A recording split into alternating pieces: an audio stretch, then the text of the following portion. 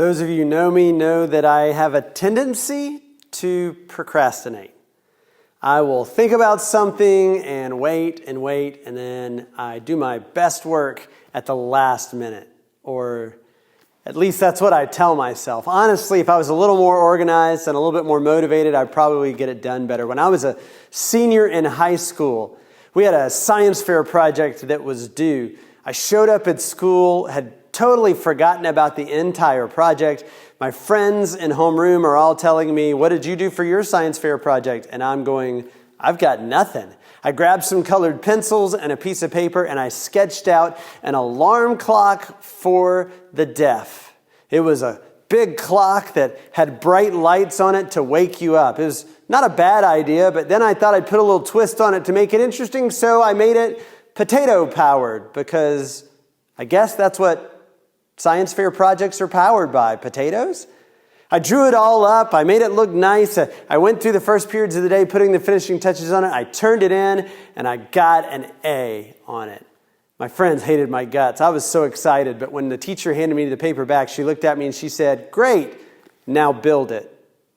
That was the catch. You know, so often we're not great stewards with what God has given us, whether it's our time or our finances or even our relationships. And sometimes we can feel really guilty about that. But Jesus here is going to address some of those thoughts in a parable about these servants who are giving money to steward over. And we need to understand that this is happening in the context of when Jesus talks about his return again. He's given a couple of other parables about this. And so he's saying, I'm trusting you with something. I'm blessing you with something. What are you going to do with it while I'm gone until I get back? And this is what he says in Matthew chapter 25, verse 14. He says, "Again, it'll be like a man going on a journey who called his servants and entrusted his property to them. To one he gave 5 talents of money, to another 2 talents, and to another 1 talent, each according to his ability. Then he went on his journey. The man who had received the 5 talents went at once and put his money to work and gained 5 more. So also the one with 2 talents gained 2 more. But the man who had received the 1 talent went off, dug a hole in the ground, and hid his master's money. After a long time, the master of those servants returned and settles accounts with them. The man who received the 5 talents brought the other 5. 'Master,' he said, 'you entrusted me with 5 talents. See, I have gained 5 more.' His master replied, 'Well done, good and faithful servant. You've been faithful in a few things. I'll put you in charge of many things. Come and share your master's happiness.' The man with the 2 talents also came. 'Master,' he said, 'you entrusted me with 2 talents. See, I've gained 2 more.' His master replied, 'Well done, good and faithful servant.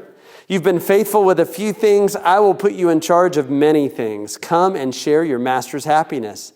Then the man who had received the 1 talent came. 'Master,' he said, 'I know that you are a hard man, harvesting where you've not sown and gathering where you've not scattered seed. So I was afraid, and I went out and I hid your talent in the ground. See, here's what belongs to you.'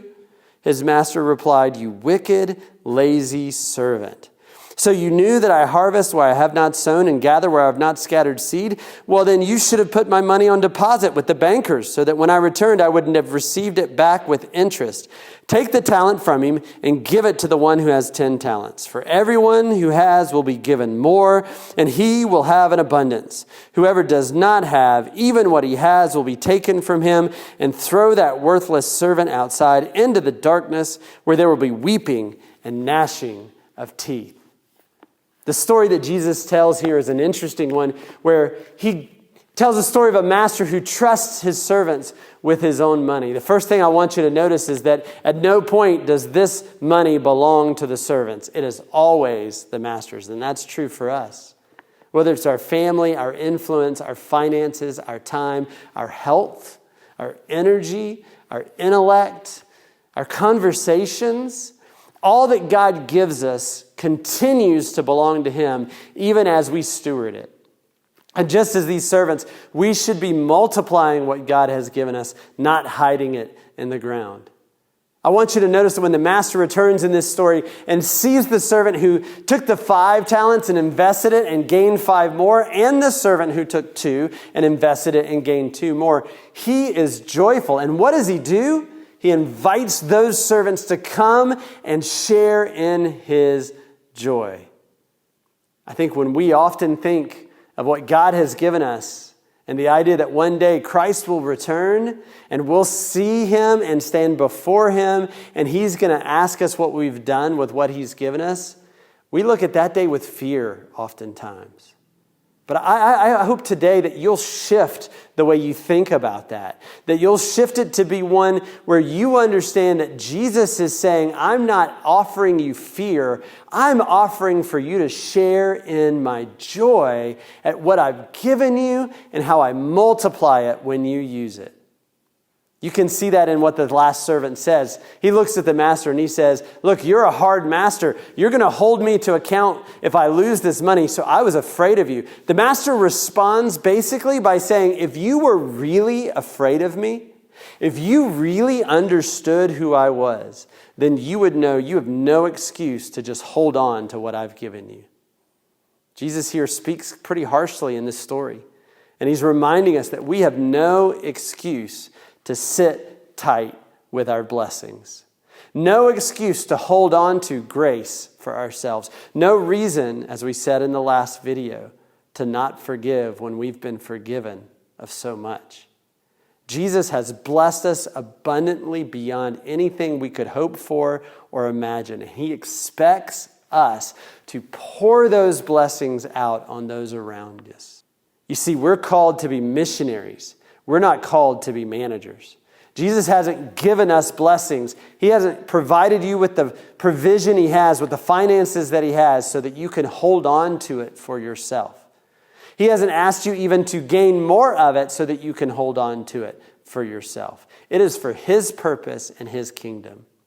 God has not given you what health you have so that you may hold on to it and enjoy it for your own pleasure, but so that you might serve him with it. Your time is not your own.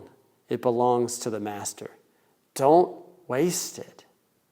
He is so ready to invite you into the joy that comes when you serve him. Because guess what? When you spread his mercy and his grace and his forgiveness and his goodness and the gospel message of what God has done for us, and you spread that, old things become new. Death becomes life. And he is so excited and joyful to be able to bring that new life to this world around us, for us to bring heaven to earth. And for you to be invited to do that, you're invited into the joy of God in spreading what he's given you. You don't have to be afraid that he's going to be sad or disappointed in you. Just take what he's given you and give it away for his kingdom and for his purpose, so that others might know Christ. As always, we want to see your comments and your questions and have your prayer requests in these videos. Make that comment right here. As you share this video with your friends, let me know how I can be praying for you, because I love to share in what God is doing in your life today.